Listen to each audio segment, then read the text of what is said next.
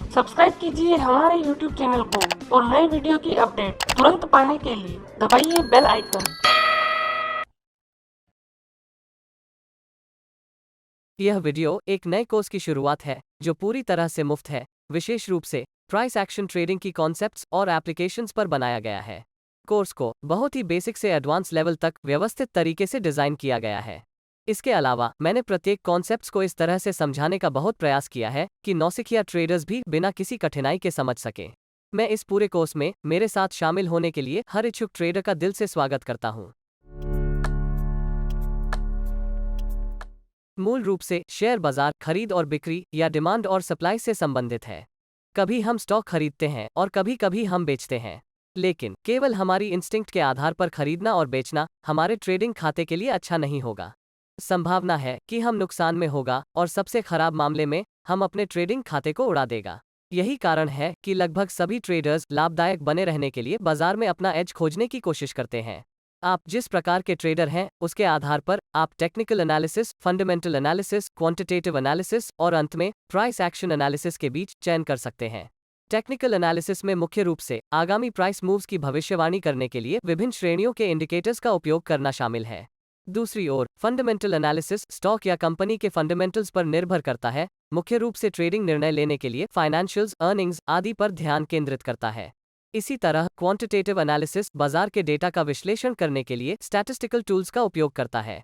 यदि हम विशेष रूप से टेक्निकल एनालिसिस के बारे में बात करते हैं, जो कि अधिकांश ट्रेडर्स द्वारा फॉलो किया जाता है, तो दिलचस्प बात यह है कि एनालिसिस के लिए उपयोग किए जाने वाले अधिकांश इंडिकेटर्स बाजार के कुछ बेसिक इनपुट्स जैसा प्राइस और वॉल्यूम से प्राप्त होते हैं। इस बारे में सोचें कि कौन सा बेहतर फल है, हमारे घर के खेत में उगने वाला फल या भारी कीटनाशक के उपयोग वाला फल। पहला दिखने में बहुत अच्छा नहीं हो सकता है और कई दिनों तक ताज़ा नहीं रहेगा, लेकिन यह हेल्दी है। जबकि दूसरा आंखों के लिए आकर्षक लग सकता है और लंबे समय तक ताज़ा रह सकता है, लेकिन यह हमारे स्वास्थ्य के लिए बिल्कुल भी अच्छा नहीं है। इंडिकेटर्स के मामले में भी ऐसा ही है, जो प्राइस और वॉल्यूम के इतने सारे इंटरमीडिएट प्रोसेसिंग का परिणाम है, ताकि वास्तविक बाजार व्यवहार को नज़रअंदाज कर दिया जाए और अंत में आप यह सुने बिना कि बाजार को क्या कहना है, आप अपना निष्कर्ष निकालते हैं। मैं यह नहीं कह रहा हूं कि टेक्निकल एनालिसिस अच्छा नहीं है या सभी इंडिकेटर्स बेकार हैं। इसके बजाय हमारे पास प्राइस के नाम से एक सोने की खान है, जिसका अगर ठीक से अध्ययन किया जाए तो हमें यह पहचानने में मदद मिल सकती है कि बाजार क्या कर रहा है। प्राइस और उसके व्यवहार के इस अध्ययन को प्राइस एक्शन के रूप में जाना जाता है। इंडिकेटर्स, फंडामेंटल्स या एल्गोरिदम्स के विपरीत प्राइस एक्शन आपको बताती है कि बाजार क्या कर रहा है, न कि वह जो आपको लगता है कि कीमत को करना चाहिए। प्राइस एक्शन मुख्य रूप से रीसेंट और करंट प्राइसेस, मार्केट ट्रेंड और मार्केट स्ट्रक्चर पर केंद्रित है। यह होली ग्रेल नहीं है, न ही परम सफलता का मंत्र।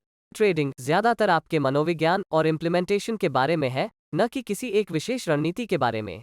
अधिकांश ट्रेडर्स का लक्ष्य एक ऐसी शैली के माध्यम से ट्रेडिंग लाभ को अधिकतम करना है जो उनके व्यक्तित्व के अनुकूल हो। उस कंपैटिबिलिटी के बिना मेरा मानना है कि लॉन्ग टर्म के लिए प्रॉफिटेबल ट्रेडिंग करना लगभग असंभव है।